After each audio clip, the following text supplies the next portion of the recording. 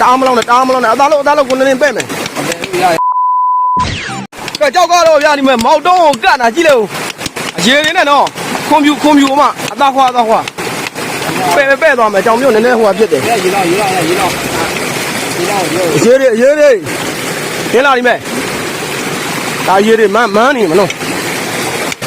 တားမလောင်းနဲ့အသားလို့ကိုနေပဲ့မယ်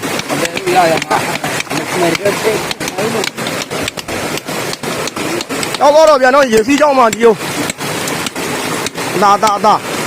ပဲ့သွားမယ်ရေသေးတယ်ရေကြောက်ပြောင်းလေးကောက်ပြီကြောက်ပြောင်းလေးဒီမလေးမရောက်ကိုလေးအသားโอเคအမဲလားဒီဘက်ကနည်းနည်းငချိတ်လားပါတယ်အမဲလားပါလဲမသိဘူးကတ်မထူးနဲ့တောင်းတော့ဒီမှာပြန်နော်ရှယ်ပဲကိုလေးတောင်းမထူးနဲ့ဒီရောက်ချင်ဖြစ်အသားနည်းနည်းဖဲ့နော်ပဲ့သွားမယ်โอ้โห